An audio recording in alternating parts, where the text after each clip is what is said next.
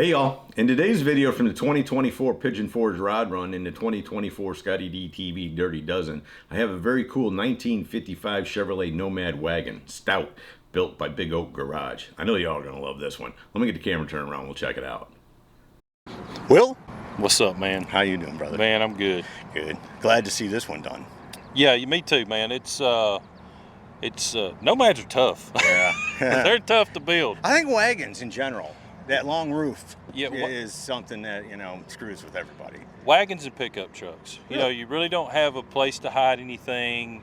Everything's got to be finished at a high level. You know, you don't have a trunk to hide stuff in, or that, that dead space between the trunk and the back seat. And they're just tough cars to build. And then a Nomad with all that trim and all the extra stuff, and just a tough car to build. We were talking on the phone, and you brought up that they were tough because there was nowhere to hide. And I'm like everybody else, I'm thinking, it's a station wagon. You kidding me? It's got all kinds of room. Right. You're like, yeah, it's got a bunch of empty space, but you can't just put a box in the middle of it and stuff your battery and everything else in it. Right. And then when you get one sitting as low as this one, you don't really have anywhere to hide nothing. No, that's a whole air system that's got to be running. Oh yeah, full air ride. It's got an electric power steering pump head. Oh man. It's got, it's a LT5, so it's a dry sump motor, so there's oil tanks that are hid.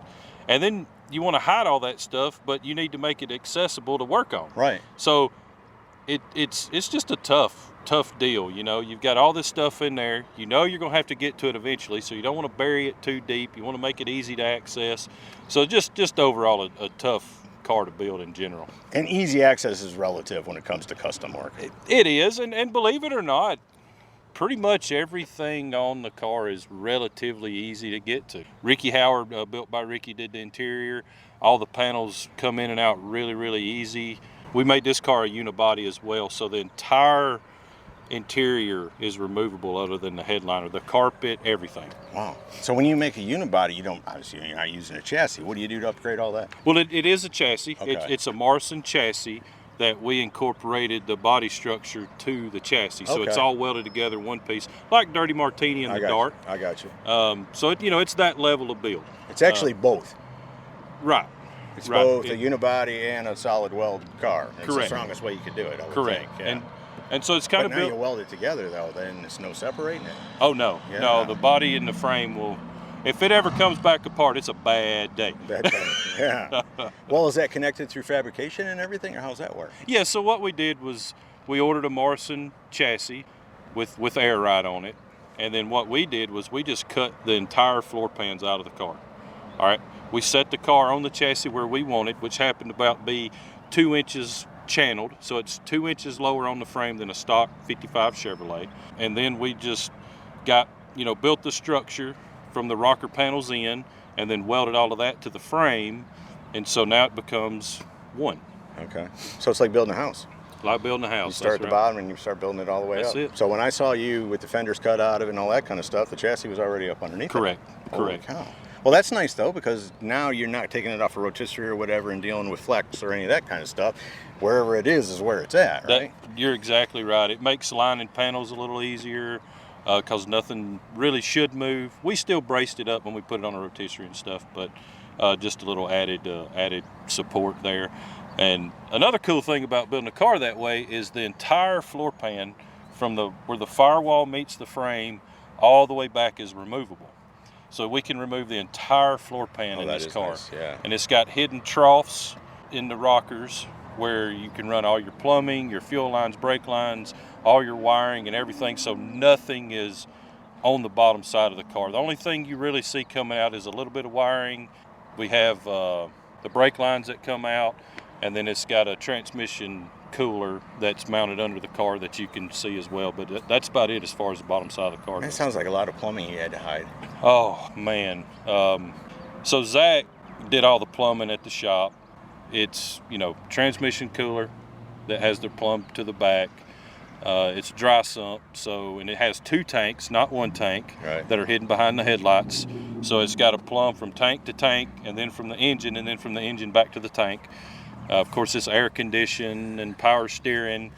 It has an electric power steering pump mounted in the compartment in between the quarter panel and the interior panel on the driver's side. So all the power steering lines had to run up to the rack from there. Lot of plumbing on this car. Holy cow! So does that run through the channel or through the door? Through the channel. Okay. Yep, through the channel. Wow. So I know this thing looks like 55 Nomad Wagon just slammed on the ground, but I know that's not the case. Tell them what some of the stuff you did to it. Well, believe it or not, the outside is 90% stock.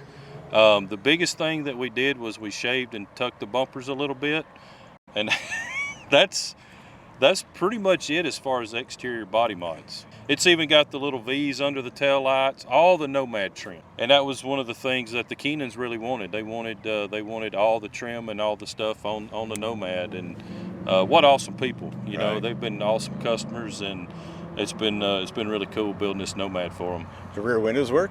They do. They just slide. They open about, I don't know, 8 to 10 inches. They just slide straight back like a stock Nomad. Oh, that's what you want, though. Yep. Yeah. It's got power windows and air conditioning and stuff like that. But, you know, as far as, you know, we're kind of known for doing crazy stuff, outside sheet metal body mods and stuff. And we really didn't do much to this one on the outside. Just cleaned everything up and tightened the gaps up and made it fit good. Yeah. I'm going to get a picture on Google and verify that. I've been your friend a long time, so I know when I'm being stroked and you're telling me, oh, nothing's changed. Oh, I'm sure. Yeah, we'll see. No, it turned out really nice. What colors did you use? So it's black with a root beer brown top. So the Keenans actually have another 55 hard top that's black with a brown top. Oh, cool. And they wanted them to, you know, to match. It's not the exact same color brown. Oh, you can see it on ScottieDTV. Oh, yeah. I met them folks long ago when they had that car built. Yeah, you shot that car in NSRA Knoxville. Mm-hmm. Yeah, that's just right. as they were getting it. Yeah. Right in your backyard. Yeah, they were. I think it was the debut of their car there that Actually, you shot it. Yeah, no, they were How cool is that? They were riding in the back seat like they had when they were 14. It's all in the video. Oh yeah. That. The back seat. That's pretty funny. Yeah. No, that's where they didn't want to drive it. Yeah, Melinda had a funny little look on her face when you mentioned back seat. Oh yeah. Yeah. She didn't want to drive it through, and I had to get it somewhere I could shoot it. So the builder drove it, and they rode in the back seat. That was the first time they'd been in it and then moved or anything. And yeah, you're right. Now here we are with this wagon. How crazy is that? Well, they're just getting off of a awesome vacation that I'm a little jealous of. One day maybe I can do. So that's why they're not here today. But I can't wait to see their reaction when they get to see it for the first time all finished up. If they don't like it, I sure do. Yeah, I'll take it. Anybody we need to give a shout out to? Man, all the guys at the shop. If it wasn't for those guys, then there's no way we'd be standing here right now. The Keenans, I mean, they're awesome people. It's kind of a cool story how all this came about. We were at Tri-5 Nationals, and they came up to our booth, and they were looking for somebody to build them a 55 Nomad, and they said, you find us a Nomad and you can build it. I said, well, I'll find you a Nomad, and you know, the rest is history. And, you know, thank you, Scotty. I mean, you've shot pretty much every one of our builds. Getting to debut this one at the Dirty Dozen is always special. So I think this is number 2. Well, technically number 3 that we're debuting in the Dirty Dozen and at Rod Run. And 10 years, man. Yeah, 10 what years. A run. Yeah, right. What Who would a have run. ever guessed I'd have done it? I couldn't have done it without good folks like you, though. So, I mean, y'all are like family. What I need, you give me, and give me access, and I really appreciate that. What about if people want to stay in touch and follow what you're doing? What's the best way to do that? BigOakGarage.com is our website. I need to do a better job of updating that. Everybody that watches your videos has heard me say that for the last 15 years. Somehow they know why I'm going to go check that Google picture, right? Right. But Instagram is what I'm most active on. We have a Facebook, and we also have a TikTok. You know, who knows how long that's going to last, but, you know, we do have a TikTok. That's all under Big Oak? All under Big Oak, yep. Cool. Big Oak Garage. As always, brother, I always appreciate hanging out with you and seeing what you got going on. Well, we appreciate everything you do for us, Scotty. Right on. What do y'all think? Did it turn out like you wanted it to? It's great. Beautiful. How long had you thought about having a car? I mean, this isn't your first hot rod, we know, but a Nomad. Well, when I had my 55, when I was a young guy, maybe a teenager, we knew a mechanic that had a 55 turquoise wagon, Nomad. That's a neat car. And I've always looked at and liked them ever since then. Right on. So it's been a while. Yeah. And then y'all are notorious for driving these things, right? Like, you know, I mean, you're going to show it for a little while. Right. But from what I understand, the other car I shot of yours when you debuted it, people said they see that on Power Tour and everywhere else. Now, we got a Power Tour 55 Chevy. Okay. And the hardtop that you saw. Okay. We traded it 3 years to be driving ever since. Been driving it like 6 or 7 years now. Okay. Wow. It's a mean car on the road. It handles great too. I think this wagon's It's going to blow everybody away. That's right. No, I can't wait to see the reaction this summer. Good guys in places like that. No, beautiful car, guys. Again, thanks for bringing it to me. So there you go, a very cool 1955 Chevrolet Nomad Wagon Stout from Big Oak Garage, the 2024 Pigeon Forge Rod Run, and the 2024 ScottieDTV Dirty Dozen. Hope you all have enjoyed it. See ya!